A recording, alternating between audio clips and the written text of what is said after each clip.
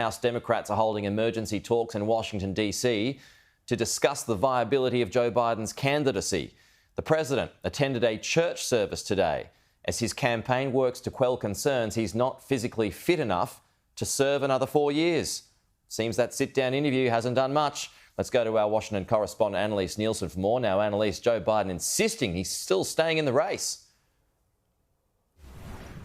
And look, they're putting up a good fight. There's a lot of events on Joe Biden's calendar over the next few days. And this week we also have the NATO summit in Washington, D.C. So they're hoping to ride this storm out. But this is the Sunday before another congressional week. And so we are going to have House members and senators in the Capitol, and they're going to have to answer questions when reporters ask if they think Joe Biden should run again. Now, there's been a phone call with some senior Democrat leaders in the House of Representatives today. There's information leaking out of that meeting that at least 4 people on the call have said Joe Biden does need to step aside, and they've voiced their support for Kamala Harris taking over. It takes a lot more, of course, to have a presidential candidate step aside at this point in the race when they're the incumbent nonetheless. And Joe Biden has been out trying to put his case to the public. One interesting bit of information that's come out today is the first interview that was landed by a journalist from the Biden administration after Joe Biden's disastrous debate performance was with a radio station, a Black-owned radio station. The anchor has admitted that the White House gave the list of questions that they were allowed to ask and weren't allowed to waver off of.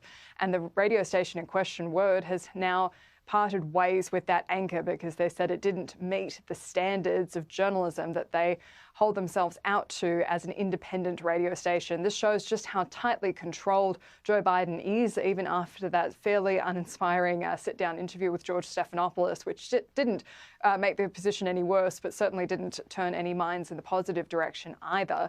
So what we're seeing is these highly scripted moments from Joe Biden as he's out in the campaign. Folks, I know with every fiber of my being, I know I won't look like I'm 40 years old, but I've been around a little bit.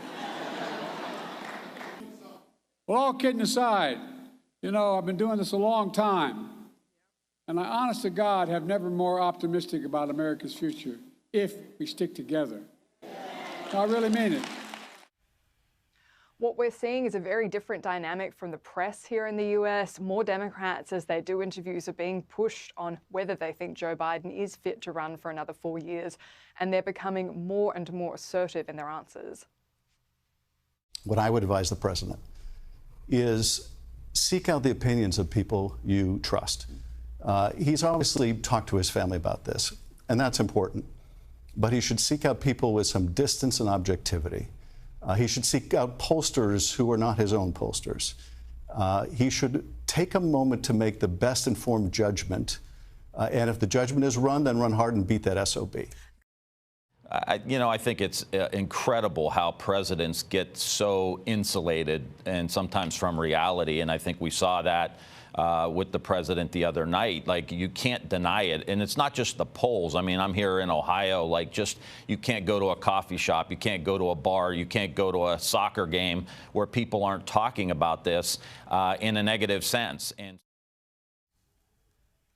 Pete, Joe Biden will do an unscripted press conference at the conclusion of the NATO summit here in Washington, D.C. All eyes will be on him to see whether he is up to the task, whether there are any issues, signals that he is in cognitive decline. But one of the other major issues here is who takes the spot next if he does step aside.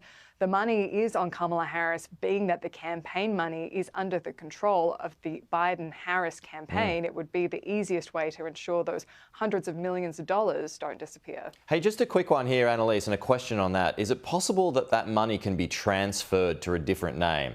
If the Democrats, for some reason, decide Kamala Harris isn't going to win for us, could that money be transferred, or is it got to be under Biden or Harris? Yes, there's very complicated laws around campaign financing and whether you can do something and whether you want to risk a legal challenge that's going to cost more money are two separate questions. But the money in the Biden-Harris campaign, if Joe Biden were to step aside, there is the option for someone else to come in as the presidential candidate and for Kamala Harris to be the vice president. If everyone agrees, they can transfer the money. And one of the precedents for that was from the election run of Bloomberg, because he personally financed most of that money, and then it was sitting in the campaign and he donated it on to the Democratic National Convention. One of the issues was that there are limits on individual contributions, but the legal ruling in that was that it was okay and it was a unique circumstance. This would be also treated as a unique circumstance. If everyone plays nice, they can pretty much do whatever they want. But if Kamala Harris wants to make people's lives difficult, she can do that. Which she could well do. And if everyone plays nice, that's another question as well. Good to chat as always, Annalise. We'll talk to you again soon.